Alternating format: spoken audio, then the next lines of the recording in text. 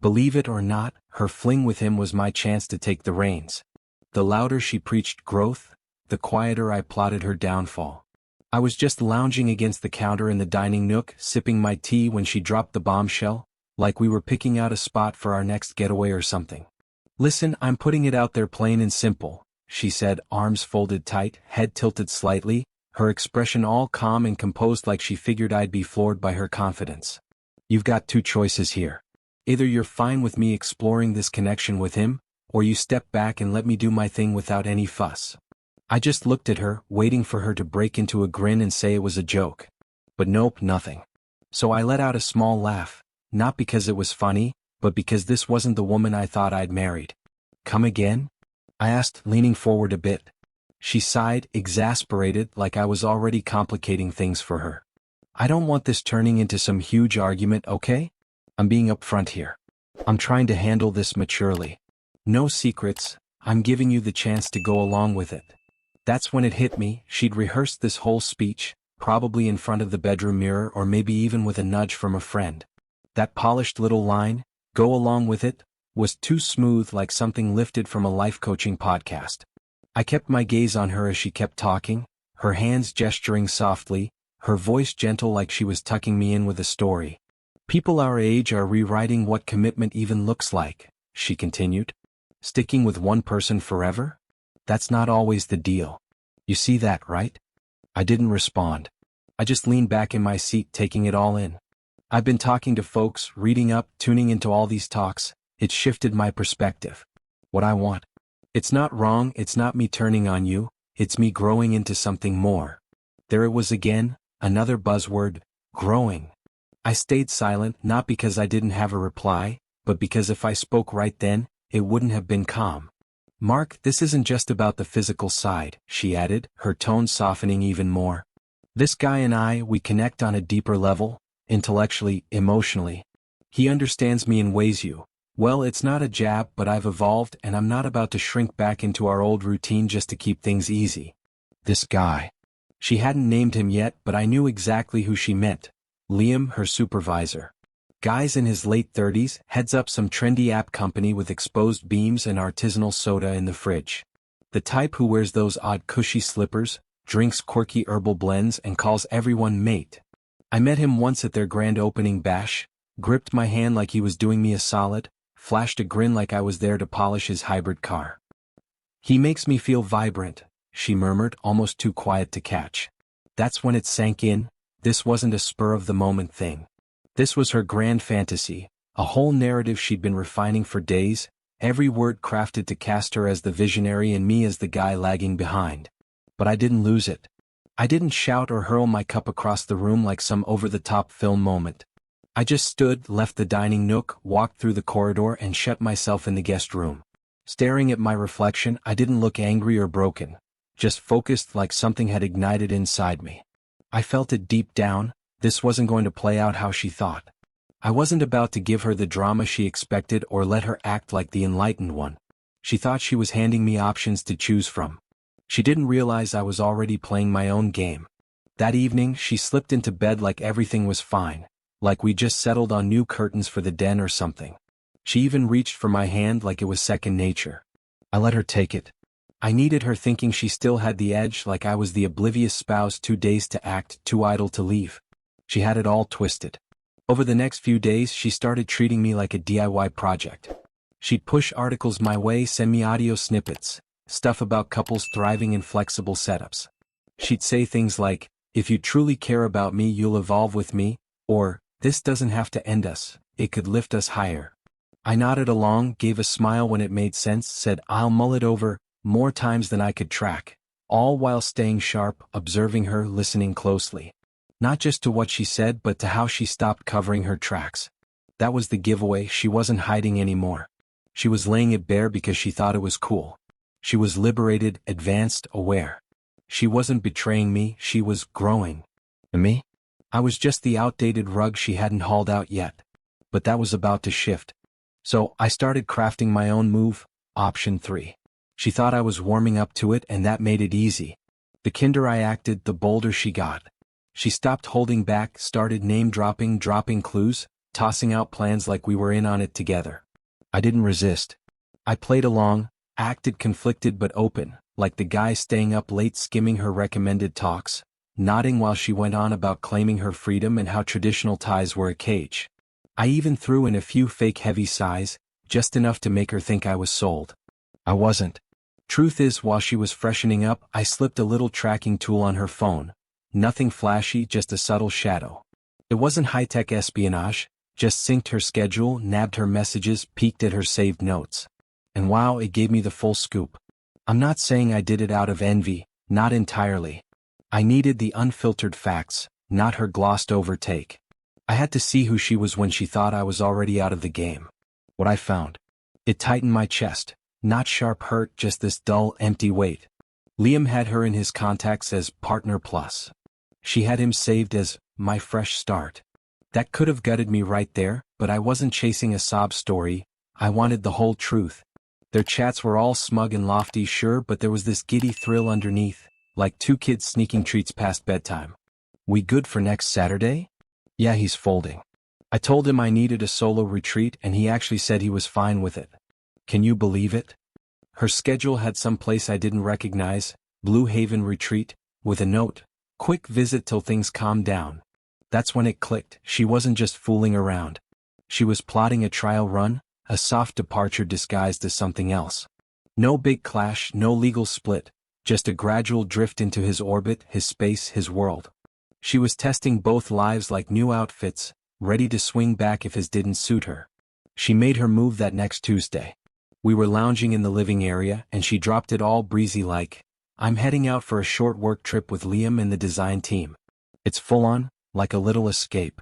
You know how these new ventures go, everyone's all in, sometimes off the map.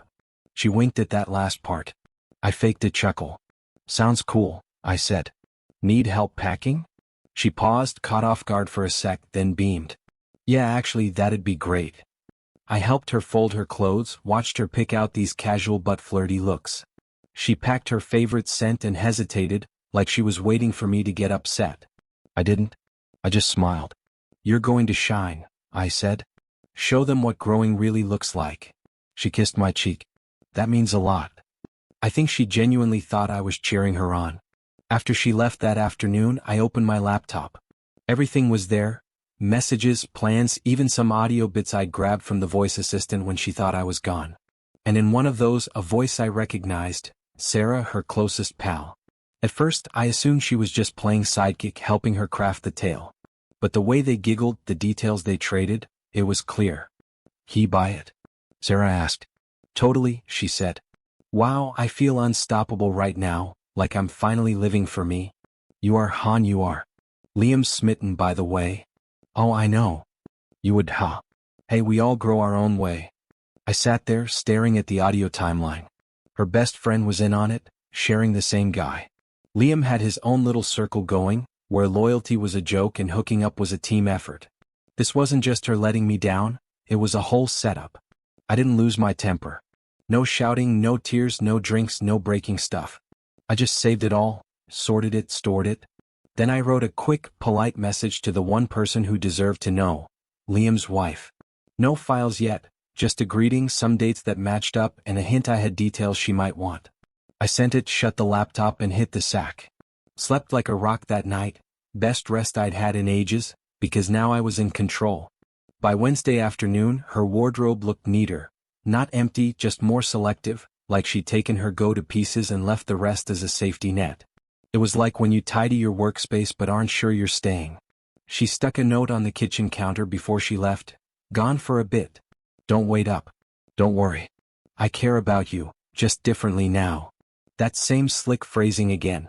Not harsh, not direct, just vague enough to sidestep any fault. Everything she did was fine in her mind now. Not cheating, just living fully. Not leaving me, just changing lanes. But she didn't know I wasn't her safety net anymore. She thought she was balancing two roads. She had no idea my third one was already in motion. First step wasn't some legal showdown or loud confrontation. It was straightforward. I grabbed 4 big storage bins, labeled them wardrobe, workspace, shelf. Packed them up neatly, not to spite her, just to make a point. Nothing ruined, nothing missing, just contained. Her letters got piled up tidy. Her favorite glass? Cleaned and cushioned. Took the anniversary photos off the wall, slipped them into a binder. Nothing drastic, just enough so when she stepped back in she'd feel that sinking, quiet, oh, when you realize the match is done but you missed the end. Then I set up a meeting with a property agent, casual just to check options. Not a power move or a push, just me ensuring the foundation she thought was steady was already shifting. Meanwhile, Liam's wife replied. Her message was brief, composed, too composed. Thanks for the tip. You're not the first. Probably not the last. But you might be the last one staying silent. We had a 10-minute call that evening. No sobs, no panic, just two people trading info like we were reviewing a checklist. She'd been piecing together his side ventures for years, never had firm names. I gave her 2, 3 if you count Sarah. Near the end she asked, "You still want to patch it up?" I thought about it for a sec. "No," I said. "I want her to see the wreck she caused from the sidelines." She didn't say much, just that she had enough to work with, then hung up. Back home I kept it quiet. Didn't spill to friends, didn't post cryptic updates online for attention. Just watched the hours pass, kept an eye on her phone logs. She messaged me once, said she hoped I was releasing the old energy. She didn't know I'd released her long before that. She wasn't returning to the same guy she left. She'd walk into a stranger's place. And her little arrangement with Liam? Not just a fantasy anymore, it was proof, a string of clues she thought I'd never trace. Best part? She never saw it coming, not because I was sneaky but because she didn't think I had the guts. She figured she'd nab my spine when she took my trust. All she really took was my silence. And silence can look like surrender, unless you use it right.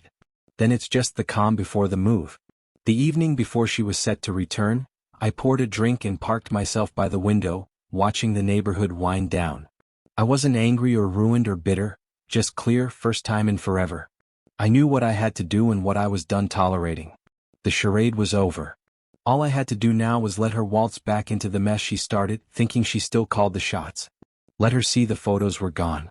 Let her notice the bins stacked neatly in the entryway. Let her catch my posture, my gaze, my tone. Let her feel the game had changed. Let her try to talk her way out when my third option was already set, ready and waiting by the exit.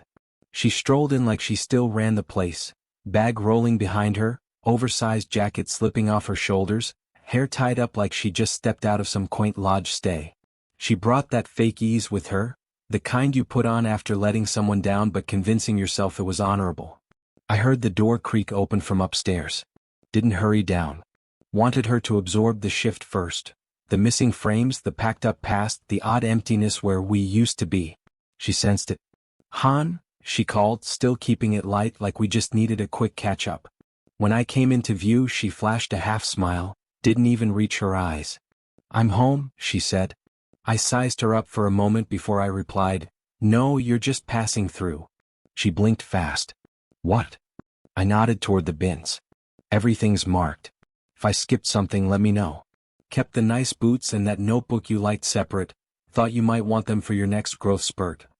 Her expression changed, not angry, not regretful, just confused. "You're serious?" she asked. "Completely," I said. "You said you were working through it." I cut in, "and now I'm done." She crossed her arms, like she did in the Nook that day, trying to regain control with her stance. It didn't stick this time. "Mark," she said, stepping closer, softening her tone like I was overreacting, "I thought we were sorting this out together. I thought you understood what I needed." I stepped back.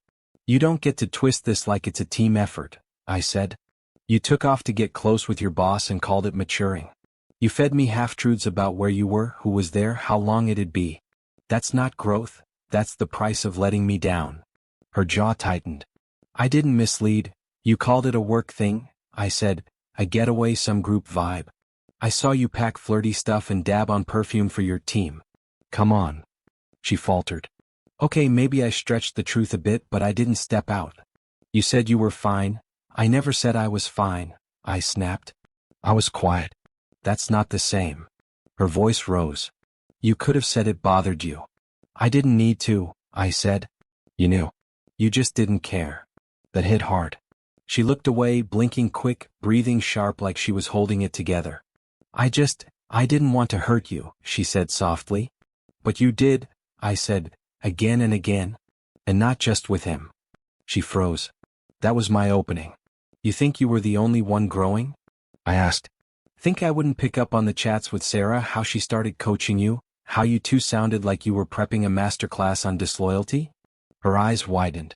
You heard it all, every smug word, even when Liam said he loved how docile I was, that I'd never fight back. She paled. Guilt finally crept in, late and faint. And the best part? I said. You weren't even his only partner. You were just one of his evolved flings. Guess who else was in his circle? She didn't respond. Sarah, I said. That broke her. She stumbled back. No chance she wouldn't. She told you what you wanted to hear to keep you hooked, I said. She played you like you played me. You thought you were building some grand, enlightened future, but all you built was a playlist of excuses for people who never cared. She sank onto the couch, couldn't even stand. Her hands trembled. Mark, you don't get to talk your way out, I said. You chose your path. Now you get your bins and your silence. She wiped her eyes. Please, can we hold off and talk later? Not like this, please. Liam's wife already set things in motion for us, I said. Her head jerked up. What? She knows, I said flatly. Everything. You're not the first, but you might be the last to surprise her. Her lip shook. You told her? I didn't tell her, I said. I showed her. She had nothing, no retort, just silence and a blank look. I let it linger. Then I turned, walked to the door and pulled it open. You wanted choices, I said. Here's yours. She was gone for 5 days. No calls, no messages, just nada. I didn't reach out. Didn't need to. She took what she could that night, left the rest. I kept it all packed in the spare room, labeled undisturbed. The place felt lighter without her. Not empty, just authentic. That was fresh. Then the ripple effect kicked in. Her cousin texted me out of the blue, invited me to her family's place for a talk. It was all warm and proper, but I knew the vibe. They were circling the wagons. I almost passed, but something said I should go. Not for them, for me.